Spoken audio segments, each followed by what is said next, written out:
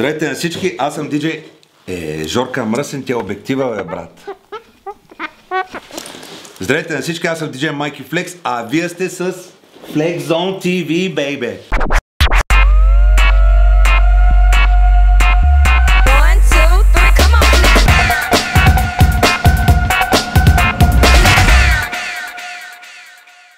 Здравейте на всички, аз съм диджей Майки Флекс, вие сте с Flex Zone TV.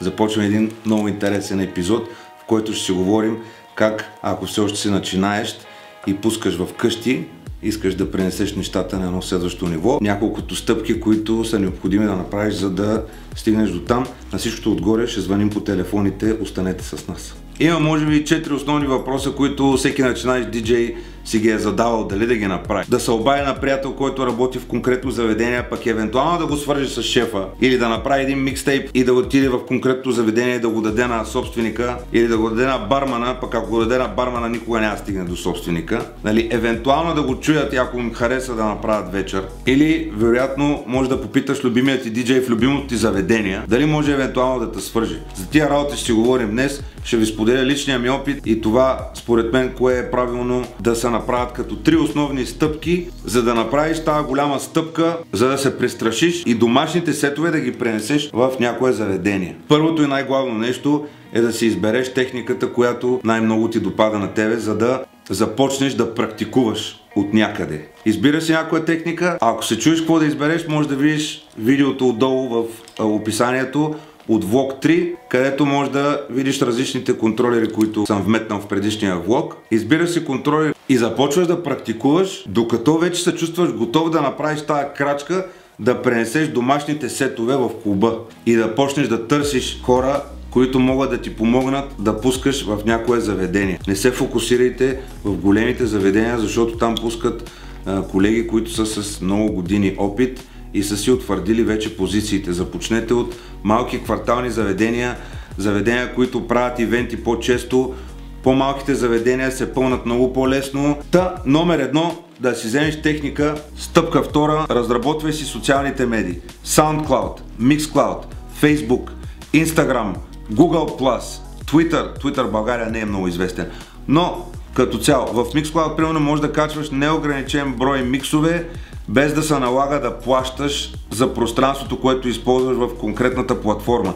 Докато в SoundCloud трябва да си плащаш някой от, ако има повече от 3 часа микс, трябва да се плаща месечно, годишно или там, както са, не ги знам точно, тъй като не ползвам SoundCloud. Но започвай да си качваш миксове. В социалните медии искам да вметна, че е важно да си подбираш снимките и постовете и да обмисляш това, което качваш, а не просто да качиш някаква снимка някъде. Едно време, когато аз стартирах като диджей, нямаше социални медии и трябваше да ходиш лично по заведенията и да чакаш шефовете и управителите. Тогава нямаше и пиари и те ти дават една вечер да те тестват, пък не ти я плащат, пък може повече да не ти се обадят. Затова в днешно време социалните медии помагат страшно много, за да покажеш на аудиторията с какво точно се занимаваш и какво правиш. Затова възползвайте се от тези неща, социалните медии.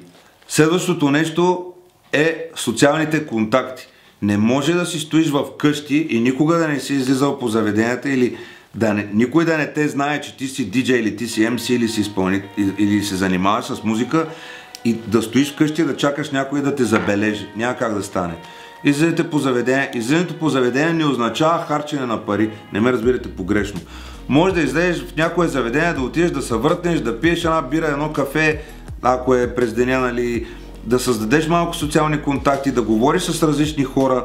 Важно е да имаш социални контакти, защото винаги на някой твой приятела познава някой или нещата са навързани. Важно е да си упорит, ако искаш да се занимаваш с конкретната дейност музикална и всеки ден да правиш една крачка напред. Аз лично не съм много известен диджей в България, но всеки ден се старая да правя по една крачка напред, за да обогатявам знанията си в музикалната сфера и да създавам нови контакти, които в бъдеще да ми помагат да увеличавам участията си.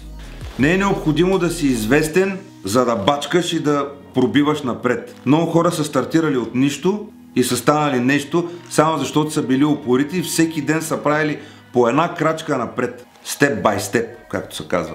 Всяко заведение си има шеф, управител и по-реномираните заведения си имат и лични пиари. Не се опитвайте да се доберете до шефовете, защото шефовете изобщо не се занимават с програмата на заведенията. Опитайте се да се свържете най-напред с някой, който работи в заведението, да го разпитате кой е промоутъра, има ли промоутър или направо с управител трябва да се говори и да стигнете до конкретния човек, който евентуално може да ви осигури участие в конкретното заведение. Много важна част е и хонорара, който ще искаш от конкретното заведение. Какъв е правилният хонорар? Няма дефиниция за това нещо. Всеки диджей таксува по различен начин спрямо собствената преценка за знанията си. Но моят съвет е: не стартирайте с голям хонорар. Коментирайте с конкретния човек, с който разговаряте за участие. Подпитайте какво биха ви предложили. Те винаги ще ви предложат по-малко, отколкото са готови да платят. Но в крайна сметка за вас на този етап е по-важно да направите едно участие, да практикувате пред хора в заведения, да направите някаква дейност в заведението, отколкото да кажете висок хонорар и те да кажат: ти кой си? Не те познаваме, няма ти дадем тия пари. Затова всеки колега индивидуално преценя колко пари струва неговия труд за конкретните часове и за конкретното заведение, но ако си начинаещ, не дей да ламтиш за висок хонорар. В повечето случаи пиарите са доста приятелски настроени към диджеите и винаги е готино, ако има пиар, да говориш най-напред с него, защото той е човека, който може да те лансира по заведенията и ако имаш потенциал в бъдеще да ти намира и други участия, не само в заведението, в което си отишъл. Сега ще звънем на един пиар от Пловдив, който не знае, че ще му се обадим, да го питаме как би реагирал, ако един непознат диджей отиде и го попита за участие.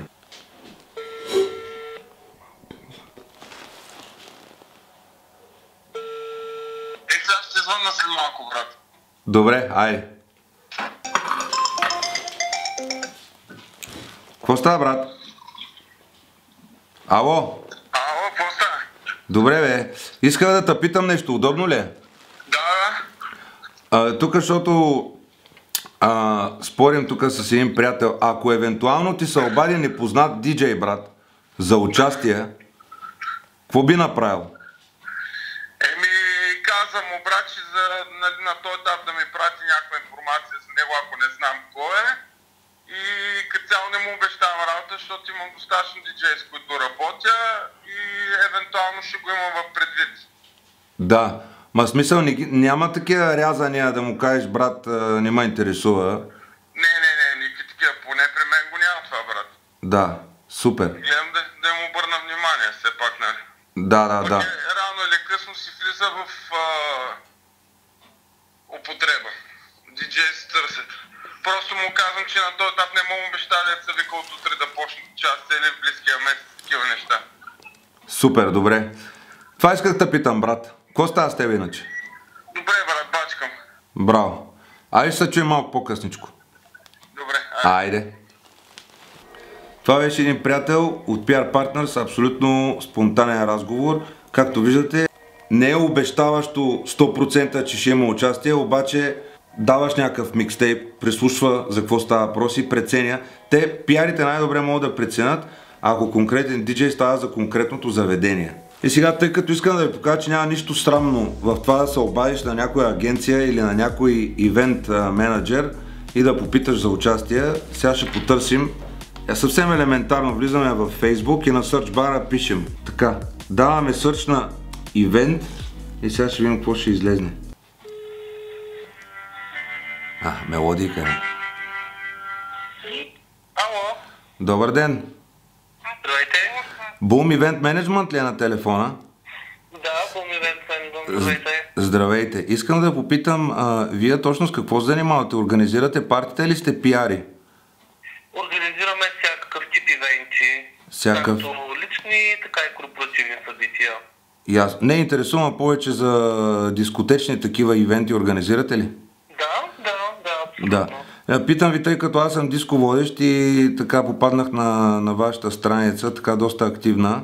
Искам да попитам как работите с диджей. Имате си някои конкретни хора, с които работите или може да работите и с гости, да речем, с гост диджей? По принцип можем да работим с гости, да. Да. Аз съм в сферата на хип-хопа и R&B-то. Правите ли такива участия? По принцип да, имаме и такива запитвания, според зависимали клиентите ни. Добре, да попитам как може да... Аз всъщност не се представих, казвам се DJ Mikey Flex. Да, как процедирате? Смисъл, дали имате интерес да ви изпратя някакви линкове? Да, може да ми изпратите едно портфолио директно в страницата ни в Facebook. Вече ние ще разгледаме и ще се чуем отново да се разберем на какви нива може да работим заедно с вас и къде, примерно, имате ли предпочитания в кои градове да имате участие? Нямам, аз навсякъде, даже сега другата седмица съм в София. Може като пристигна, може, няма да е лошо, ако имате желание, може да се видим даже да... Може да се видим, да. О, супер. Добре, ами значи, ако искате да ви изпратя, така имам Mixcloud в интернет платформа, където мога да ви изпратя миксове и социалните ми медии, примерно, да... Да, страхотно. Бих се радвал да се запозная. Супер, много ви благодаря, хубав ден ви желая, ще ви ги изпратя до час. Добре, много ви благодаря. Всичко добро. Чао, чао. Абсолютно импровизиран разговор. Хубаво е да си подготвен за такъв тип разговори. Виждате, няма абсолютно, даже съм изненадан, няма абсолютно нищо срамно, ако си подготвен за разговора, да го проведеш и да има хепи ендинг. Сега като приключа с този влог, ще му изпратя всичко на този пич, защото вероятността да работим е 50-50, но си струва да опиташ. Аз съм DJ Mikey Flex, вие бяхте с FlexZone TV. Трите важни неща, социалните медии, социалните контакти и това да бъдеш подготвен за разговори и задължително да имаш техника и да си готов да направиш тази цялата голяма стъпка с всичките крачки. Това е абсолютно лично мое мнение. Има и други 100 000 подхода. Аз съм избрал тия да ви предложа, които според мен са най-правилните. Желая успехи на всички, не се отказвайте от мечтите си и всеки ден правете по една стъпка напред към вашата мечта. До нови срещи!